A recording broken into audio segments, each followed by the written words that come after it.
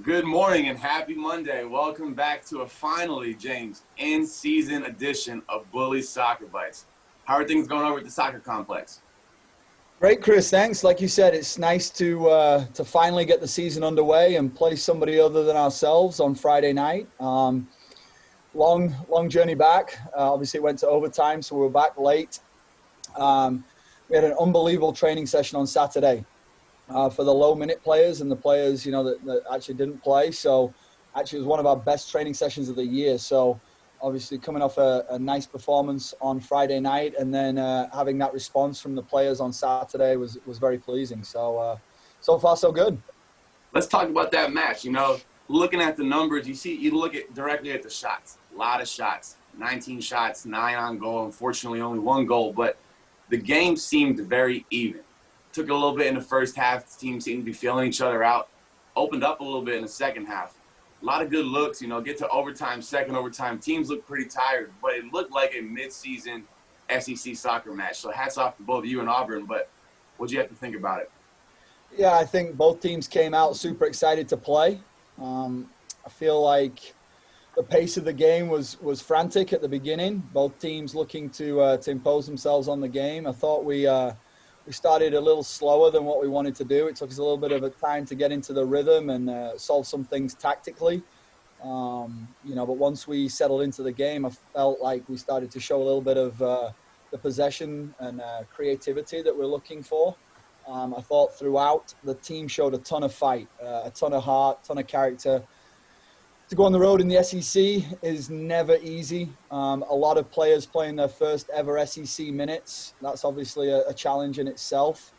So from that standpoint, to come out with a tie and create a number of opportunities, we were very happy with. I think the players and the staff felt we could have done a little bit better with that final decision as to whether to shoot or whether to maybe try and play one more person to get closer to goal. But we created those chances. We got into areas where we could get a shot at goal. We just needed to probably have a little bit more quality in that final third. You talk about the newcomers. Looking through the numbers, you had 4 newcomers play at least 94 minutes to get into the 70 number in terms of minutes. How important was it for them to get in, first match, get all those minutes under their belt as we go on for the next couple of weeks? Well, I think none of them would have wanted to play 110 minutes if they had a choice. But joking aside, it was good to. We talked about having more depth this year. I think you can see that with the players that came off the bench. I mean, you look at Marcella Cash, got a unfortunate injury to Oni Echegini early on, and Marcella came on, and you would never believe she was a freshman. She said, "I'm going to score you a goal," to the bench. So she went on, and I mean that girl just competed her heart out. And then you got Maddie Anderson, a freshman in goal. The first thing that she had to do was face a direct free kick, because of a call that went against us. And she looked confident in goal, and she made a number of great saves, but just her tactical reading, of when to come off the line and staying connected with the back line was definitely something that showed more experience than she has. Her distribution was fantastic. And then you've got, KK Pavat played a ton of minutes, played out wide, served probably the best cross of the game in that we just failed to be strong enough in the box on. And then you got Talish and Delois that played and started the first SEC minutes. So lots of newcomers, lots of excitement from what they gave us. And I'm sure that they'll be better for getting that first game and those minutes under their belt. Watching the offense on Friday, you look at back to last year's box score against Auburn, and I think Michaela Wallner probably took about, 7 or 8 shots. The next person in offense had 1. I saw there was, at least 6 or 7 girls who had multiple shots on goal. It was a lot more spread out, and it looked like the team was having fun out there.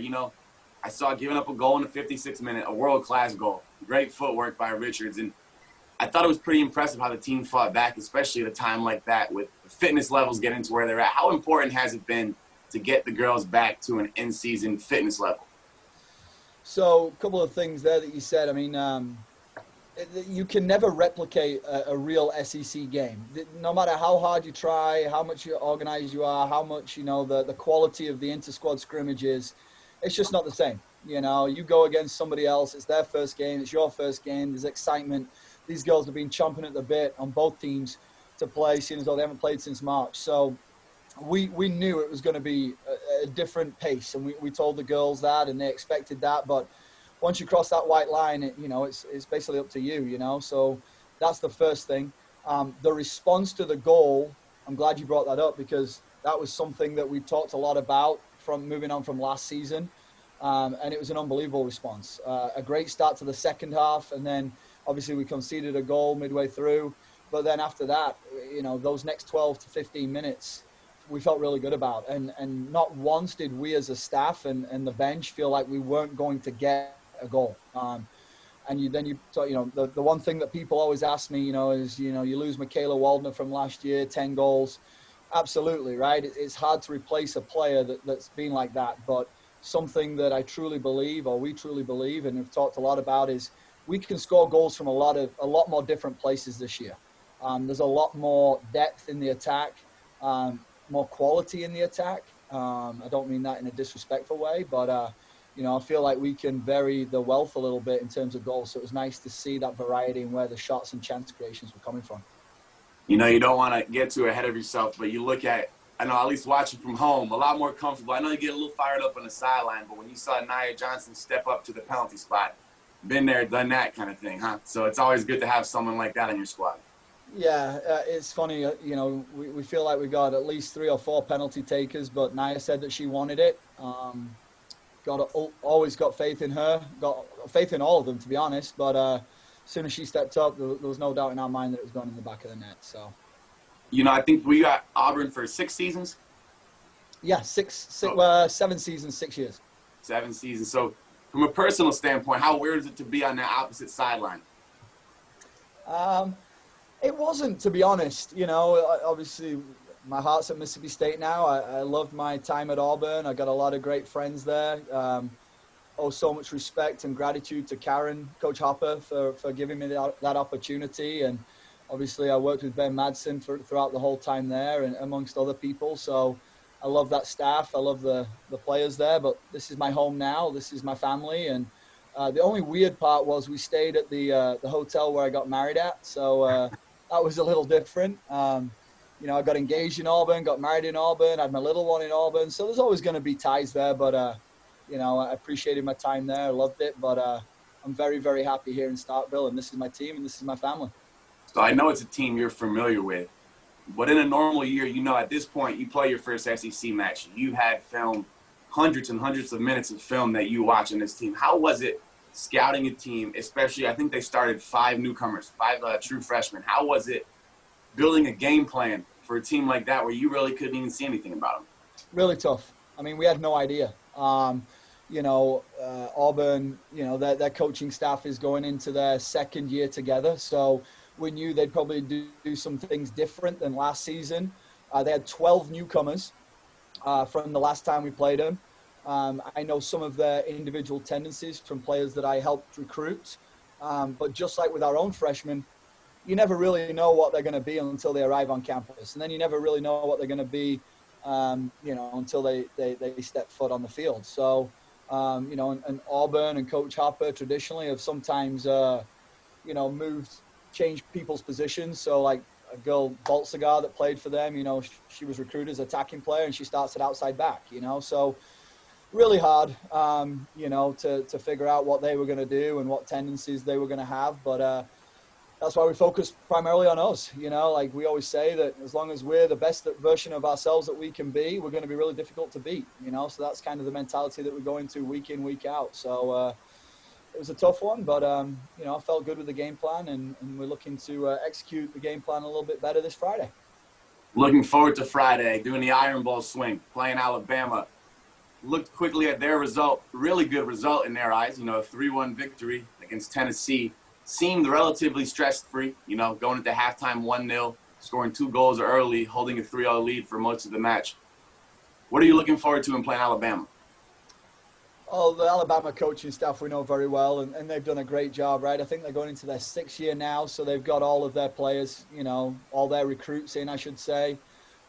Very well coached team, organized, possession style. Hard to scout because they can play a bunch of different formations, a lot of attacking personalities. good transfer goalkeeper that started the last game. So, you know, they're a team that probably were much better than their results showed last year at times. You know, we do the preseason coaches poll, and you know, I rank them highly. You know, so they're going to be a team to watch this year. You know, I wouldn't say a surprise team because that doesn't give them the respect they deserve, but they're going to come here and give us a really good test. But it's something that we're really excited about. You know, the similar style to us, it should be a good game to watch, and two teams that like to compete as well. So excited to welcome them here, and you know, they'll get to experience the Starkville atmosphere. Can't wait. I was able to go out to Tuscaloosa last year, a heartbreaker. But one of those losses, you know, you leave was about 104 minutes, 105 minutes of soccer, something up there. But was able to watch them play, and they had a returner, Riley Mattingly, who scored 2 goals on Friday. I think Saturday. I'm sorry. She seems to be pretty legit up front. But last year, you were able to hold her to 0 goals.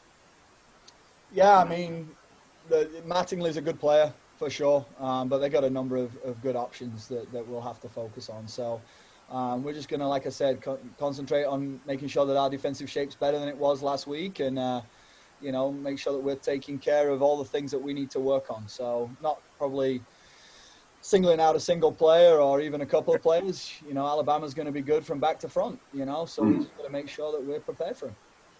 And that is match 2 of the season, and it's going to be already the second match on national television. This year, able to play 4 of your 8 matches on national television. The other 4 will be on the SEC network streaming services. How cool is that for a program? We say it all the time. The SEC is the best conference in the country. There is no doubt. I mean, you look at some of the games this weekend, every single one of them is exciting. Every single one of them, anybody can beat anybody on any given day, you know. But then to be given the opportunity to play, but not only that, have all of the games pretty much on TV. I mean, you could watch every game this weekend, which we did, and it was awesome. And it just creates a feeling of excitement for the league. You know, and we're blessed to be in it, and we appreciate being in it, and you know, everybody does a great job in the production crew. So it's a wonderful opportunity for our players, and it's an opportunity for people to watch us play. Well, Coach, as always, thank you for your time. Always a pleasure to get a chance to talk to you, chop it up. Hail State.